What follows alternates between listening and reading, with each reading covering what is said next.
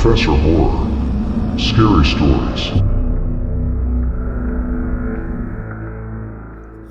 This is a story I have wanted to tell for a long time. It took place between 1995 and 2002. Everyone has had a bad friend or two. I had an epically bad friend. If it hadn't happened to me, I would have never known that this strange mental disorder was real or that people could behave this way outside of Lifetime channel movies. I grew up in northern Indiana. I went to a large high school in the mid-90s. And my senior year, I met another student named Hannah who had recently transferred from the main local Catholic high school in the area. That was unusual to transition so late from private to public school. Hannah said she had been expelled because of a fight with another student over some drama about a boy. She said the other girl had made allegations against her and accused her of attacking her. Whatever had happened, the police had been contacted and she had restraining order placed on her by the other girl. It had forced her expulsion, and that was how I came to meet her. Hannah said none of it was true. She said she never tried to hurt her.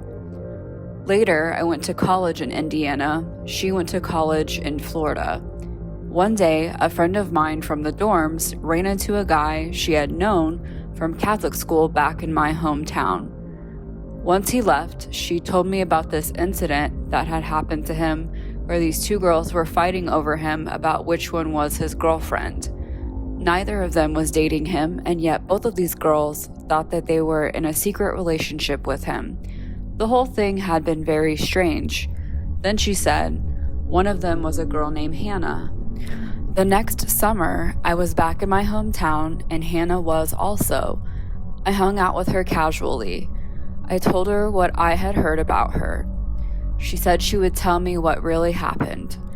She had a crush on this boy, but she had seen him talk to another student named Julie, and she became jealous. She said she was convinced that this boy Mike wanted to be her boyfriend. She was sure Julie must have said something bad about her.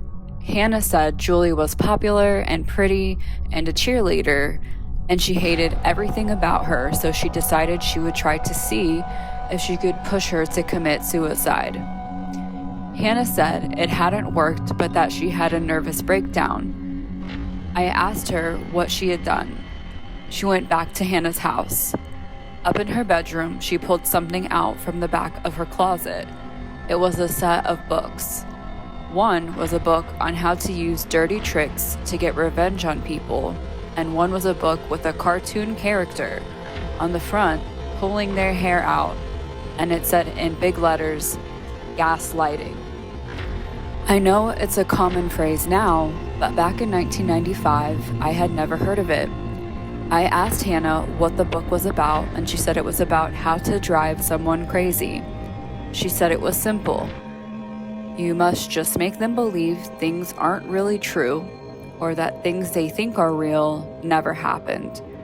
She told me what she really did to Julie a couple of years back in high school. She had pretended to be friends with her. She got her phone number, and then she started making these anonymous phone calls to her. This would have been way before cell phones were common.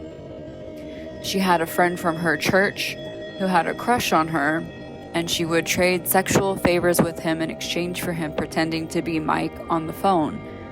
He would get a blowjob for every time that he did this for Hannah. Fake Mike would tell Julie not to talk in school so that they could keep things private. Hannah would put notes in her locker and sign Mike's name to them. Fake Mike would make plans to meet Julie at the mall or at the movies and then never show up. It sounds very stupid, but they would have been 14 or 15-year-old girls when this happened. Hannah said she had done something really embarrassing, but that it had worked. She had a mixtape, and she would whisper nasty little phrases like, "You want to die?" or "You should kill yourself" between songs, and had played it in her bedroom when Julie was over. Obviously, she commented on it, and Hannah sat there with a straight face and said she didn't hear anything and had no idea what she was talking about. She had set it up with her brother earlier and had asked him to help her play a prank on her friend. He came into her bedroom and said he couldn't hear anything and turned around and told Julie that she must be crazy and hearing things. Julie's parents decided to confront this boy and his family about his behavior towards their daughter. He had no idea what was going on. Because her parents had confronted this boy about something he was never doing, Julie had been publicly humiliated at her high school, and everyone was talking about how she was crazy. Hannah loved every bit of it, until Julie's parents got their phone bill and decided to give it a look. Mike had not been calling their house, but somebody had been. They had numerous anonymous phone calls. They checked it out and found out they were all coming from Hannah's home phone number. Julie confronted Hannah about it at school, and that's when something violent happened between the two of them in the stairwell. Julie said Hannah had started screaming at her that Mike was her secret boyfriend. Hannah was very angry about that. She said Julie made that part up to try to get back at her and embarrass her for what she had done. She said Julie was exaggerating about what had happened in the stairwell and it had been an accident. She said she never tried to push her over the railing. She had merely bumped into her. Hannah wasn't embarrassed about it. She was proud of it. The only thing that upset her was that she had been caught. But she said that most of the people at her Catholic school still thought that Julie was crazy, so she considered it something of a victory. Hannah didn't have anything to say in her defense, just that when she liked a boy, she would do anything to be with them. That summer, Hannah started dating a guy named Derek. Every time I saw her, she told me tales about their wild and crazy sex life and how much he was in love with her. Hannah said it was a secret affair and that they were sneaking around behind his girlfriend's back. We saw him once at a party, and he screamed at Hannah to stay away from him and leave him and his girl alone. Someone had been making strange anonymous phone calls to him and his girlfriend. He paid to have the number traced back and found out it was Hannah. Hannah admitted that she had been trying to break them up because he was taking too long to do it himself, but that she had overplayed it and now he was angry and had broken things off with her. She was depressed after Derek, so I took her out to a bar. Hannah started flirting with this much older guy in his 40s who was sitting by himself.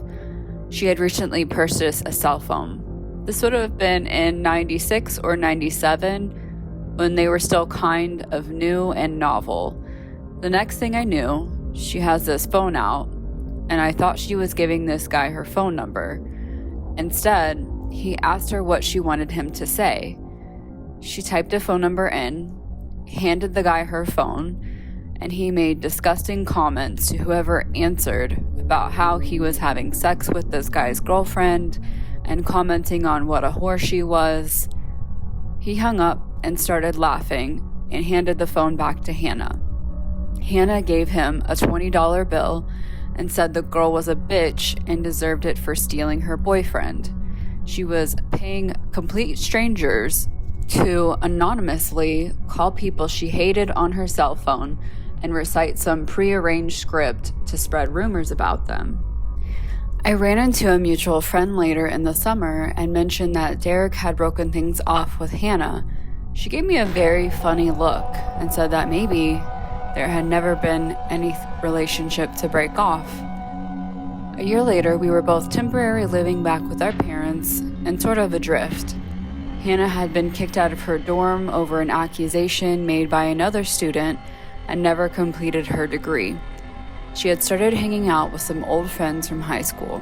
One of those former high school friends was a young woman named Kelly, who Hannah had been pretty good friends with. Something had happened between the two of them because Hannah went on and on about how much she hated her. It had something to do with Kelly's new boyfriend, Dan. Hannah insisted she was using him in some bizarre plot to make another man jealous and was worried that she would hurt him because she had found out about an STD that she had. I drove by her house one night and there were 2 police cars out front. I went home and called her and she said she couldn't talk. I went over and saw her the next day. I thought that their house had been robbed or something. No. The police had been there to talk to her about an incident that had been reported. Hannah was upset. She said that she had tried to tell the police that she had smoked weed and had gotten high because Kelly had made an accusation against her. Hannah said it was an accident and a misunderstanding. Hannah swore she hadn't been trying to hurt her.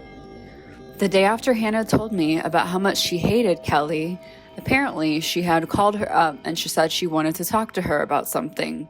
She and another friend had shown up and the 3 of them had gone out to some local overlook to smoke a joint. The other girl waited down below for the 2 of them to talk privately.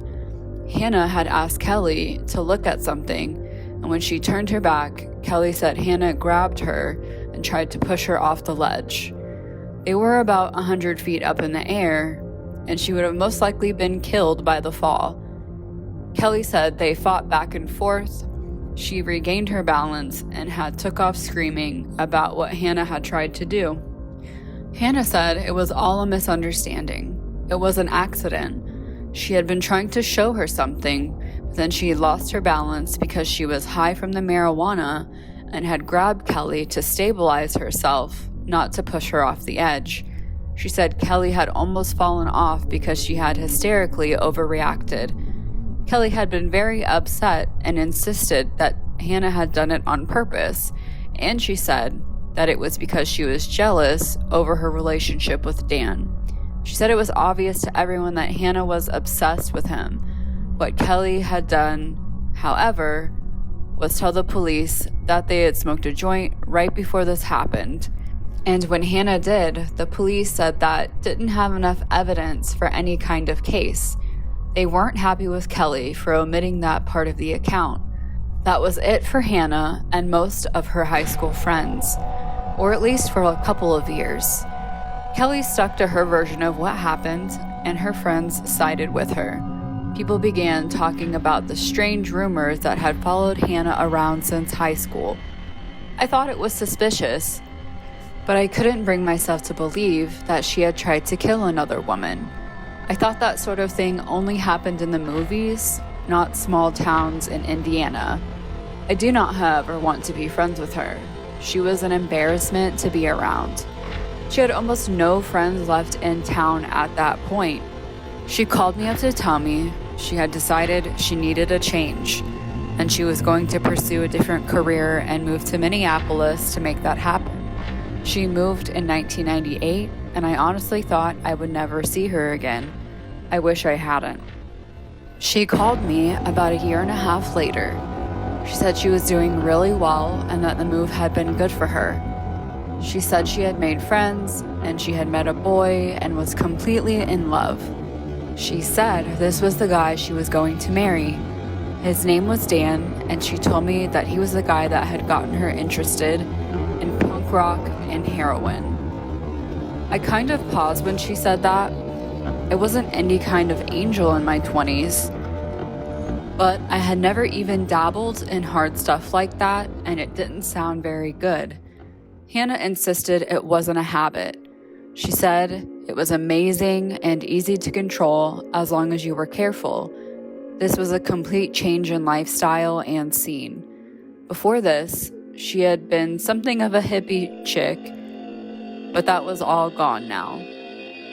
At that point, her life revolved around hair, punk rock, heroin, and Dan. She wanted to come back for a visit. We went to the mall, and she stopped at a kiosk and said she wanted to buy a cell phone. She lived 8 hours away in a completely different state with a completely different area code. We got into a small argument about it. Back in 2000, cell phones were purchased and billed from your local area code, and you paid through the nose if you were roaming. Hannah said to just drop it because she had done her research and it would be fine. She bought the phone and listed her boyfriend Dan as the main user on the registration. She left, and I noticed she had left her curling iron behind, and I thought I would surprise her by calling her new cell phone. She had set it up at my house, and I got the number from the caller ID. No one picked up. Instead, it went to an answering machine for Dan. The same Dan that had been dating Kelly years earlier, and the same Dan that Hannah had been accused of being obsessed with. There was no doubt about who it was. I hung up and I wondered why she had lied to me about who her boyfriend really was. A couple minutes later, Hannah called me back on her original cell phone. She played it off as a coincidence that I had just called the other number.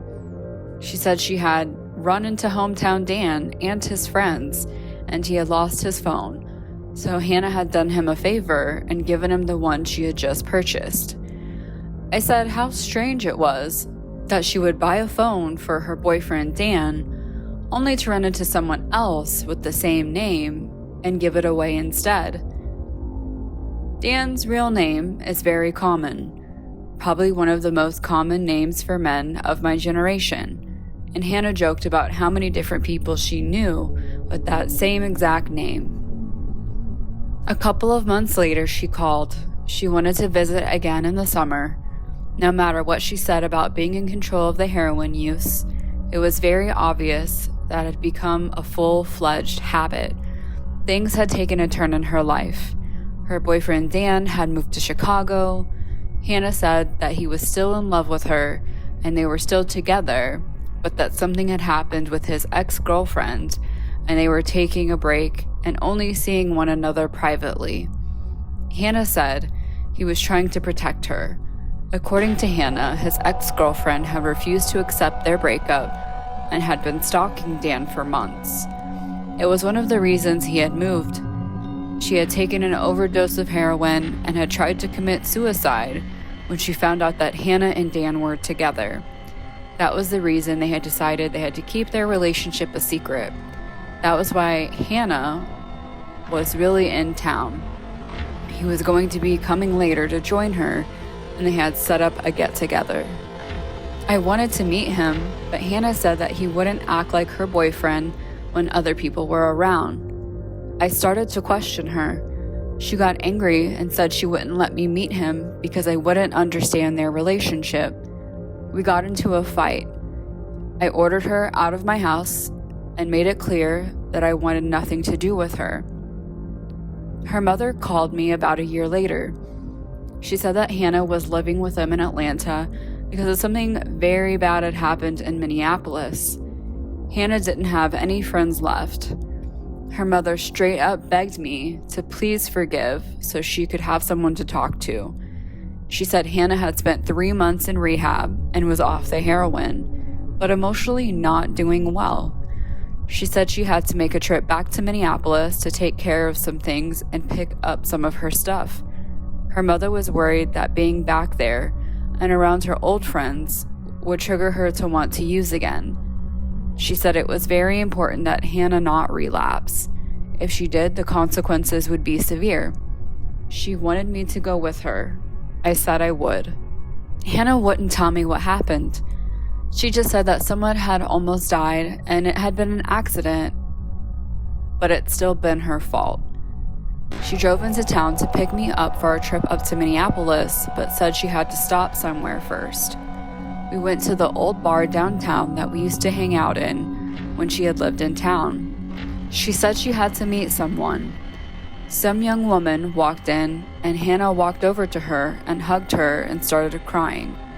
She was apologizing all over the place and kept telling her she needed her to realize that it had been an accident.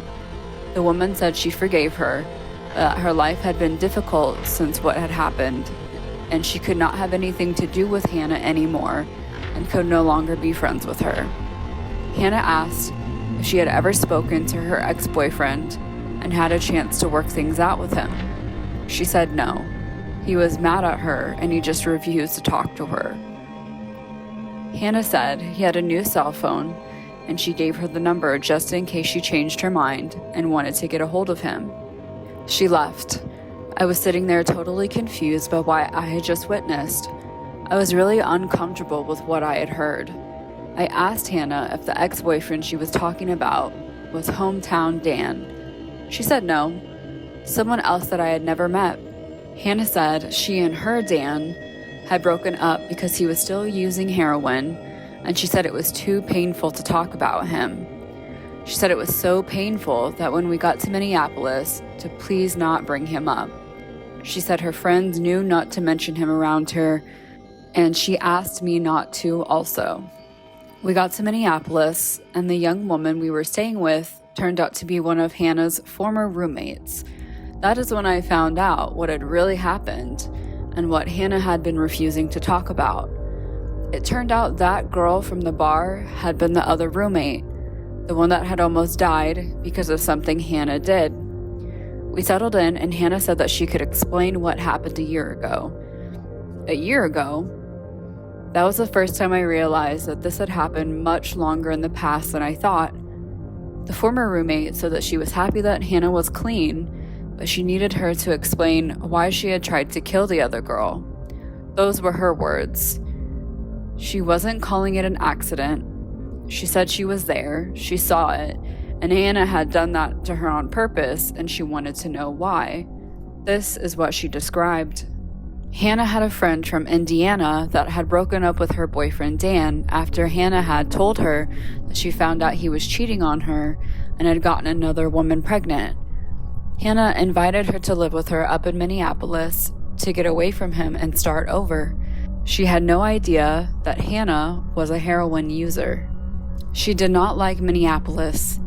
She had experienced a run of bad luck the couple of weeks she had been there, and even though Hannah kept trying to convince her to stick it out to see if she would like it, she had decided she was going to leave and go back home.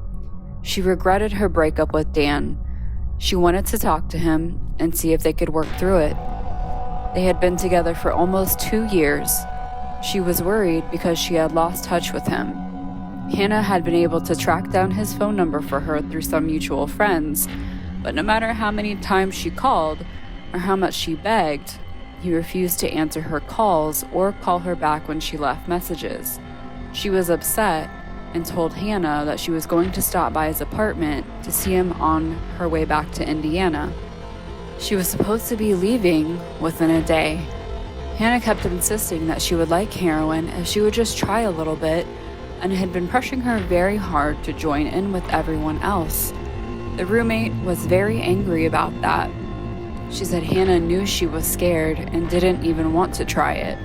Hannah had promised her that she would be safe, and promised her that it would be a small dose. Hannah said she knew what she was doing. She gave in. Hannah bought the heroin, and she bought a lot more than normal, but she said it was for a party later. She prepared the needles and said she had just used a small amount. Instead, she had used all that she had bought, which turned out to be way more than necessary to kill all of them. Hannah had given the girl the injection, and she slumped over immediately and stopped breathing. Hannah had then moved on to the other roommate and told her everything was fine in the other room and that she was enjoying herself. She tried to convince her to take her dose, but she wanted to check on the other girl first. Hannah walked over and had an imaginary conversation with a young woman who was completely unconscious and tried to convince the other roommate that she was fine. She went to check on her herself and immediately saw that she wasn't even breathing, panicked, and started screaming at Hannah about why she was lying. She ran for the phone. Hannah ran after her. She dialed 911. Hannah grabbed the phone and hung it up. They called back, and she had said it had been a mistake and they were fine. Hannah wouldn't let her near the phone and kept trying to tell her that she was being hysterical and that everything was okay. Hannah tried to pin her down and force the needle on her, and she fought back and ran out of the apartment and down the hall to a neighbor's. They called 911. When the paramedics got there, the girl was clinically dead. They worked on her and got a heartbeat and transferred her to a local hospital in a comatose state. She lived, but for a while it wasn't clear if she would pull through.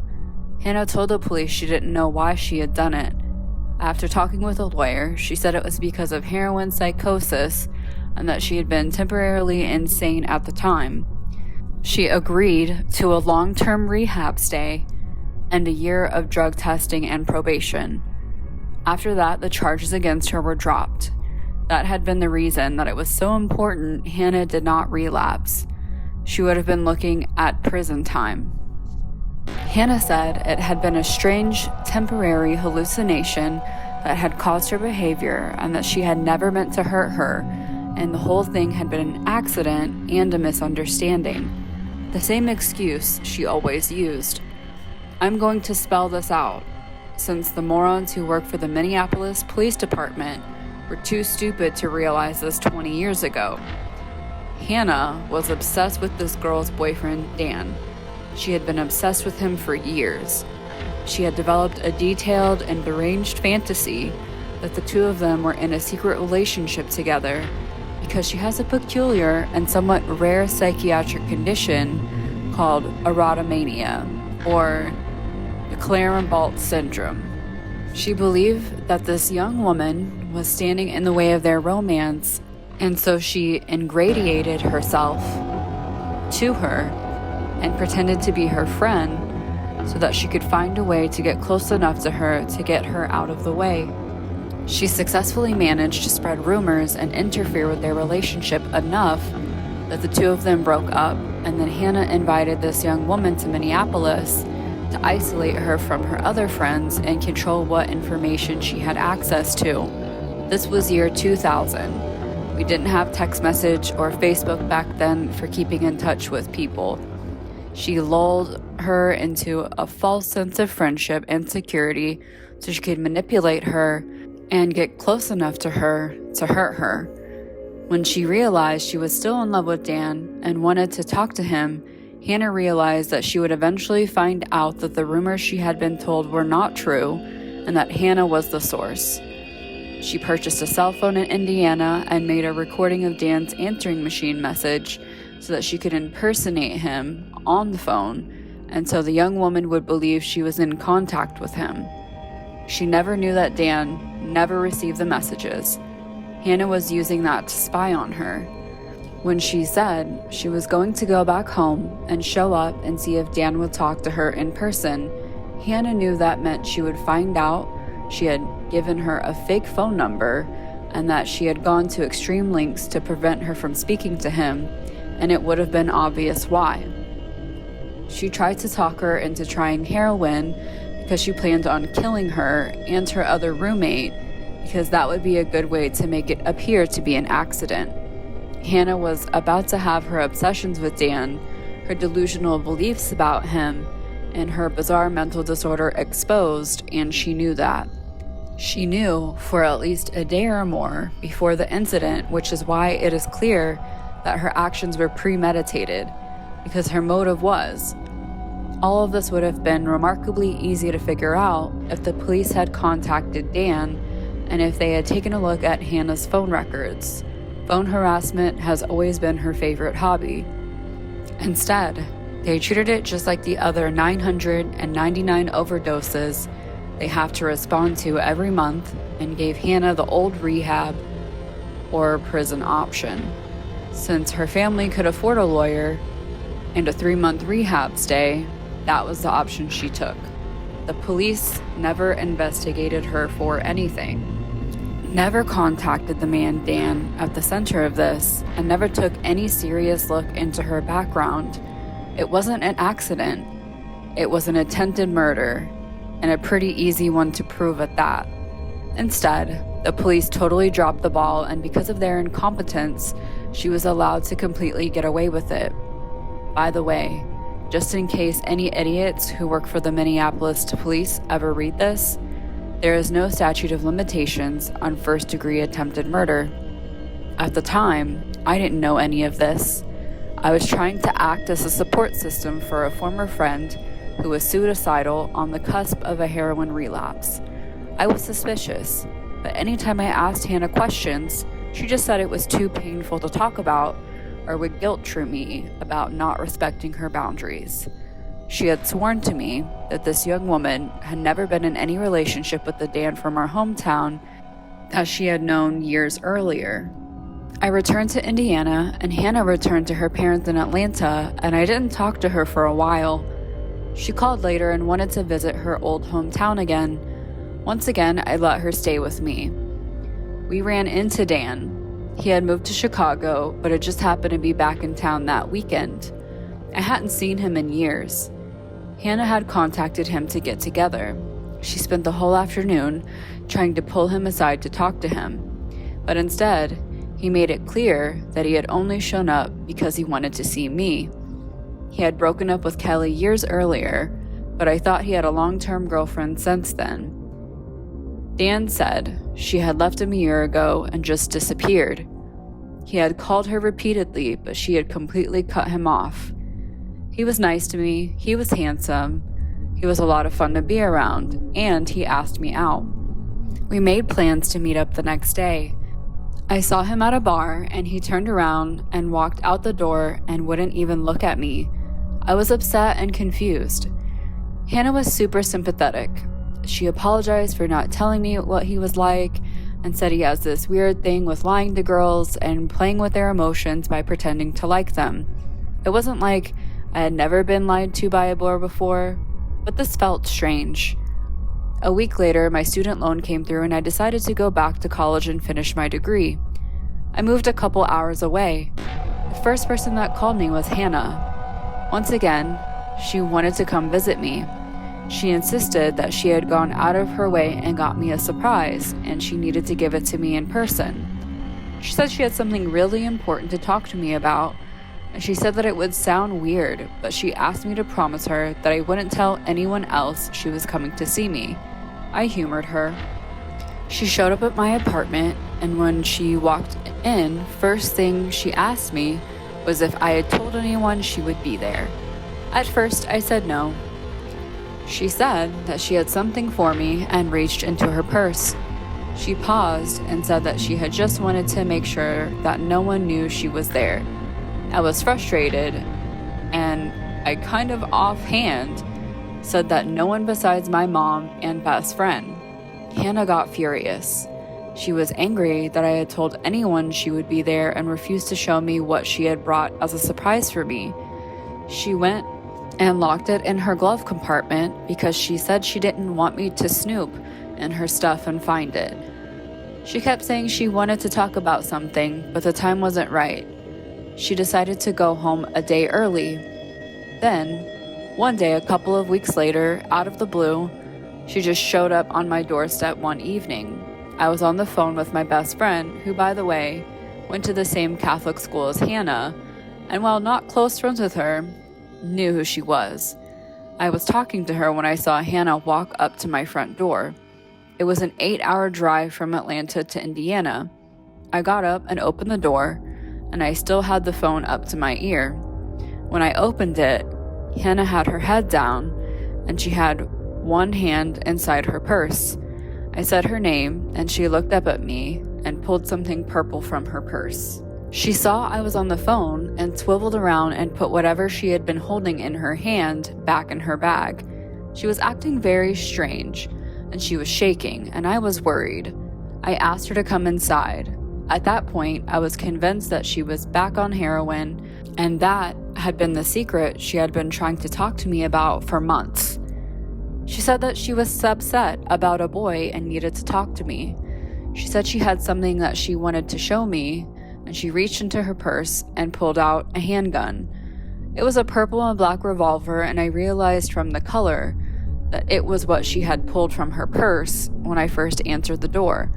She said that she had been checking to make sure the safety was on, and I was lucky that she hadn't accidentally shot me because I had startled her. She said the gun was because she was back on heroin and scared of the part of town she had to go to in order to buy it. I didn't know it back then, but revolvers didn't have safeties. She told me about a musician in Atlanta that she had met, and she was frustrated because he had a girlfriend and she hadn't been able to find a way to get him to pay attention to her. She wanted me to tell her what I had done to Dan so she could use it on this guy. She told me that she was still talking about me months later and she wanted to know why he was still interested, even though we hadn't talked ever since the previous summer. From my point of view, he wasn't. He had ghosted me months earlier. Hannah kept insisting that I must have done something to him. It was like she was implying that I had hypnotized him or something ludicrous, and she wanted me to tell her. I clearly explained that I hadn't done anything and he had ignored me and then never returned my phone calls after I tried calling him. She cried and drank for a couple of hours and then turned around and drove 8 hours back to Atlanta in the middle of the night. Just for the record, Hannah was the one who gave me Dan's phone number. After this, something very strange seemed to get set in motion. I got a phone call from an anonymous number, and when I answered it, it was Hannah who had said someone wanted to talk to me, and she flipped me over to a three-way call with someone else. It was Dan's roommate and best friend in Chicago, and he started screaming at me, asking me why I was playing games with Dan and messing with him. He said that he was going out of his mind and I needed to call him back and stop whatever it was that I had been doing to him. I told him I didn't know what he was talking about. Dan had never called me and I tried to call him, and then we were disconnected. Then another anonymous call, that was really Hannah, with another three-way call and another group of boys who started yelling at me and telling me they would kill me for what I had done to Dan. Then another disconnected line before I could ask them what they were talking about. Then I called Hannah to find out what the hell was going on. It was the craziest and most disturbing conversation I had ever had with another person. At first, she just kept saying that I had hurt Dan and I could not ever talk to him again or have any contact with him. None of it made any sense since this was about a guy that had refused to return my phone calls and had ignored me for months. Hannah started getting very upset and kept saying that I knew what I had done. I just wouldn't admit it.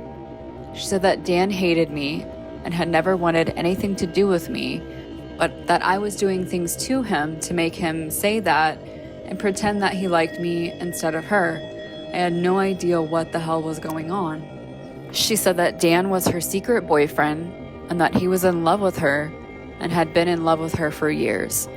She said that the two of them had been together since they were teenagers and that I knew it but was pretending not to. I asked her how she could have been his girlfriend when I knew of other girls he had dated. She started screeching that those weren't real relationships. He was only pretending to like them, and when he talked about them, he wasn't really talking about her, but other people kept doing things to him so that he couldn't tell her directly how he felt. But she knew. She insisted that he found ways to let her know that he was really thinking about her. She said that all of his friends respected their privacy, which is why they would all play along when he pretended he was dating other people. She kept insisting he was in love with her and no one else. She said she was sick of people pretending to be her friend and then stabbing her in the back by going after her boyfriend, and she said she would not put up with anyone coming between them, and she would not let anyone hurt him. She said I was forcing him to forget how he really felt and that it had hurt him not to be with her, and she wouldn't let me hurt him. I realized that she wasn't making any sense and that she was totally psychotic. I told her to never contact me again, and I hung up. All I could think about was how she pulled a gun out of her purse the last time she had shown up at my apartment by surprise. She had given a fatal overdose of heroin to another woman and had been accused by another of luring them to a ledge and trying to push her off. The one thing we all had in common was Dan. I called the number I had for Dan. It was disconnected. I thought about that weird situation with the cell phone she had purchased a couple of years earlier. I found that old number in my address book and called it, except this time it wasn't Dan's voice on the answering machine. It was mine. The psycho bitch had made a recording of my voicemail and had put it on a cell phone that she owned, and once I discovered that pretty much everything fell very clearly into place. That was what had happened to that girl in Minneapolis, and that was why Dan had spent the last several months thinking he was contacting me. There was no relationship with Dan. It was all in Hannah's head, and she was frantically trying to keep other women away from him to protect her fantasy from imploding. Hannah is psychotic. It is a mental disorder called erotomania, and it is the fixed delusional belief that another person is secretly in love with you. Not everyone who has it will be violent, but some people are. In some cases, other people are used in strange psychotic dramas and vicious smear campaigns that are aimed at trying to rearrange reality so that it conforms with the delusions inside of their head. The people that are perceived as standing in their way can be the victims of extreme violence. Hannah showed up the next day at my apartment, screaming at me to let her in. I would not, and I was getting ready to call the police when she started crying and saying that Dan had killed himself and that she walked away, and that was the last time I ever saw her. I spoke to my parents, who told me that I had received several phone calls to their house from people letting me know the same thing. I changed my phone number to keep her from contacting me. I contacted the police in Indiana, who said if she showed up again that they could arrest her for felony intimidation, but not for anything she had done months earlier. I contacted the police in Minneapolis, but I knew very little information, only Hannah's name, not where or when it had happened. I asked repeatedly to please be allowed to speak to someone, but the woman on the phone said they weren't interested in talking to me. I moved so she wouldn't know where I lived. I cut myself off from anyone from my hometown who I thought might know her, so nothing could ever get back to her about where I lived. The last I heard from her, she was stalking some new guy down in Atlanta. I would have been more than happy to meet the bitch in a courtroom, but unfortunately the law is nothing like you see on TV. So unless I ever have the privilege of sitting in on her sentencing hearing, Hannah from Indiana, let's not meet again.